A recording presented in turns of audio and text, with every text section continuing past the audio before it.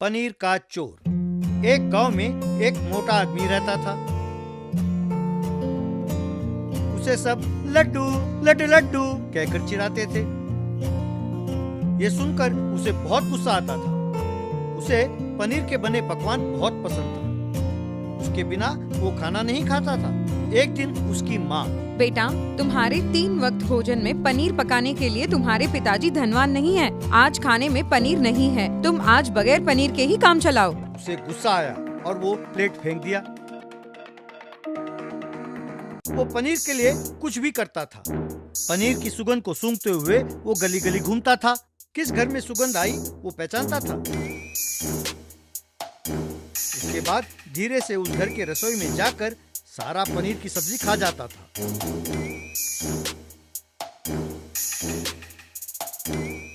उस गांव में एक ढाबा था। वहाँ कई किस्म के पनीर की सब्जी बनते थे।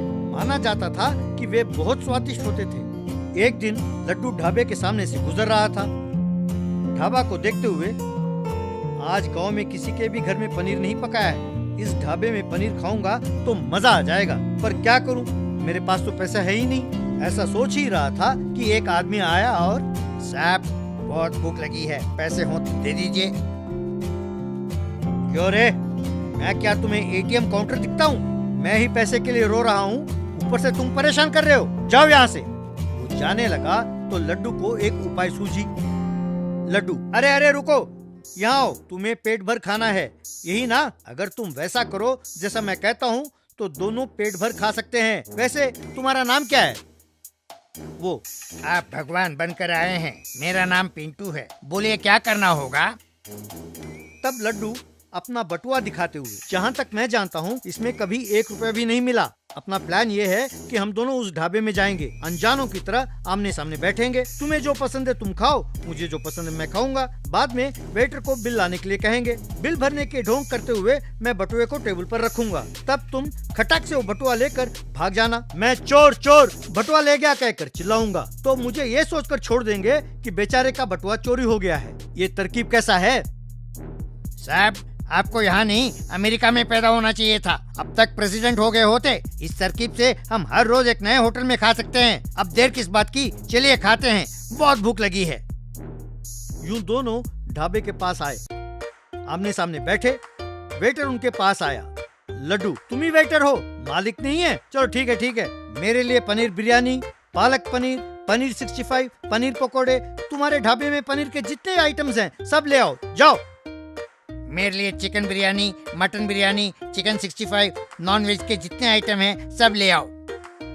बाद में दोनों डटकर खाने लगे। इतने में पिंटू को साथ वाले टेबल पर बटुआ दिखाई दिया। उसमें बहुत सारे नोट थे। वो आदमी कुछ खा रहा था।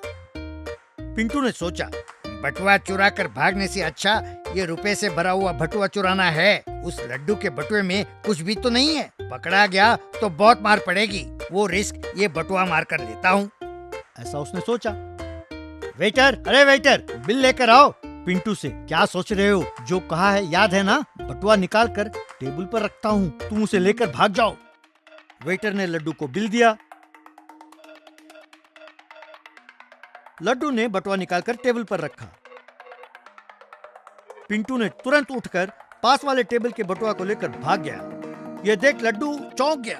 पास वाले टेबल का व्यक्ति मेरा बटुआ लेकर भाग रहा है, चोर चोर कहकर चिल्लाया। तो लड्डू भी मेरा बटुआ लेकर भाग रहा है, चोर चोर, पकड़ो पकड़ो, मेरा बटुआ लेकर भाग रहा है कहकर चिल्लाने लगा। लोगों में खलबली मच गई। लड्डू और जोर से मेरा बटुआ लेकर भाग रहा है, मेरा बटुआ लेकर भाग रहा है, चोर चोर कहकर चिल्लाने लगा।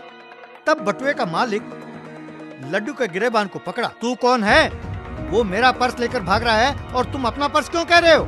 इसे देखकर मुझे शक हो रहा है, इसकी तलाशी लें। तब एक आदमी, हाँ दोनों साथ ही आए थे, उन्हें ढाबे के बाहर बात करते हुए भी देखा, लगता है ये इनका प्लान है।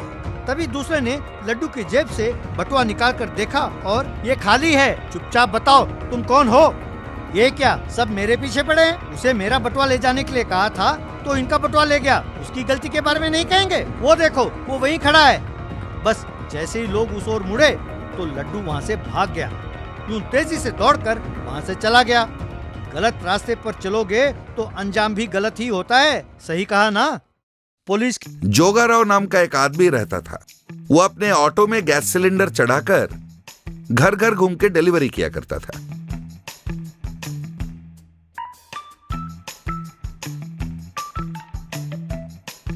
वो बड़ा लालची इंसान था। हर रोज चोरी छिपे ऑटो को अपने घर ले जाता। पहले गैस से भरा सिलेंडर को लेटाता, उसके बाद खाली सिलेंडर को उसके सामने लेटाता, फिर एक छोटी सी पाइप के मदद से भरा हुआ सिलेंडर से गैस खाली सिलेंडर में भरता। इस तरह हर सिलेंडर में से वो थोड़ा थोड़ा गैस निकाल लेता। इसके बाद जिस सिलेंडर में उसने गैस भरा होता, उस सिलेंडर को अपने घर के एक कमरे में वो छिपा के रखता। इसके बाद अपने ऑटो में वो घर घर गैस डिलीवरी करता। इस तरह जो सिलेंडर वो जमा करता, उन्हें ले जाकर ढाबे में बेचाता। एक बार एक ढाबे के मालिक से उसने कहा, महीने के 2 सिलेंडर ही तुम्हें सरकार देती है, पर मैं चोरी छिपे तुम्हें 2 और लाके देता हूँ। इस बार थोड़ा दाम बढ़ाओ, वरना मैं सिलेंडर देना बंद कर दूंगा, समझ गए? उस आदमी ने उसे पैसे दे दिए।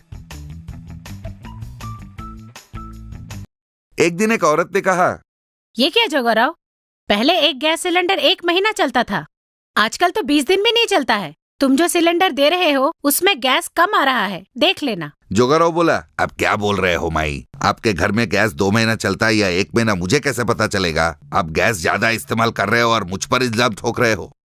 थोड़ा संभाल के इस्तेमाल करोगे तो गैस पूरा पड़ेगा। एक और घर में तराजू में गैस सिलेंडर रखा हुआ था। एक आदमी बोला, क्यों भाई, हर महीने गैस का वजन कम क्यों आ रहा है?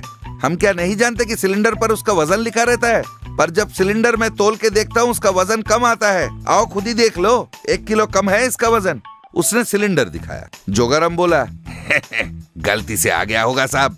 अरे अगर फैक्ट्री से ही ऐसा है तो मैं क्या करूं बताइए? सिलेंडर ही तो है, कभी कभी लीकेज भी हो जाता है। मैं आपका सिलेंडर बदल देता हूँ, टेंशन मत लो। कहकर उसने उसका सिलेंडर बदल दिया। उसके बाद, अरे बाप रे, ये तो बड़ा चालू निकला। आगे से ये फोन पे फोन करता जाएगा, पर इसे सिलेंडर नहीं दूंगा। जोगाराव का बेटा था जिसका नाम था पाची। एक बार वो घर के सामने बॉल से खेल रहा था। बॉल जाके उस कमरे के सामने गिरा जहां सिलेंडर्स छुपाए हुए थे। उसने बॉल लिया, फिर खिड़की से झांक के अंदर देखा। अंदर इतने सारे सिलेंडर्स देखकर वो आश्चर्यचकित हो गया। इतने में जोगाराम अपना ऑटो लेकर घर पहुंचा। उसने ऑटो में से देख लिया था कि पांचू झांक के देख रहा है। तुरंत जोगाराव ने चिल्लाया, ए, वहां क्या कर रहा है, इधर आ। वो चिल्लाया। पांचू उस ऑटो के पास आ पहुंचा। कितनी बार बोला तेरे को उस रूम के पास मत जाना? पांचू बोला, पापा, उस रूम के अंदर इतने सिलेंडर क्यों हैं? हर वक्त उस रूम के पास जाने को मना क्यों करते हो? जोगाराव बोला, चुप कर और जो मैं कहता हूं कर। ज्यादा बात करेगा तो 2-4 पड़ेगी तेरे को। चल जा यहां से। उसने बच्चे को डांट दिया। उस साल दीपावली का त्योहार आया। घर पर आतिशबाजी देखकर पांचू ने कहा, क्या माँ, हर साल पापा सिर्फ फुलझड़ियां ही लाते हैं। मुझे बॉम्ब और रॉकेट चाहिए। हर वक्त फुलझड़ियां लाते हैं, मुझे नहीं चाहिए। उसकी माँ बोली, जाकर अपने पिताजी से मांग, मेरा दिमाग मत चाट। तू जानता है ना वो बॉम्ब और रॉकेट नहीं खरीदते हैं। हर बार मेरे पास आके क्यों चिल्लाता है? घर में आतिशबाजी नहीं चलेगी, गेट के बाहर जाके करना। ये भी बताने को कहा है, भूलना मत। इसके बाद पांचू ने पास के घर के बच्चे को बहला फुसलाकर उससे एक रॉकेट लिया। शाम को सबने आतिशबाजी करना शुरू किया। घर के गेट के बाहर जोगाराम, उसकी बीवी और पांचू ने भी आतिशबाजी शुरू की। इतने में पांचू चुपके से गया।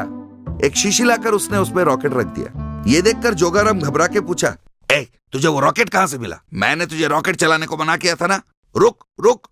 पांचू बोला, क्यों, मैं क्यों नहीं रॉकेट जलाऊं? बाकी सारे बच्चे तो जलाते हैं। इसे मैंने अपने दोस्त से लाया है, मुझे रोकना मत। कहकर उसने रॉकेट जला दिया।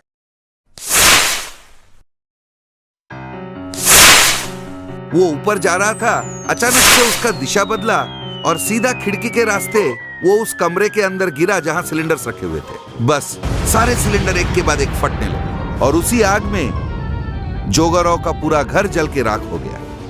इसके बाद फायर इंजन वहां आ पहुंचा।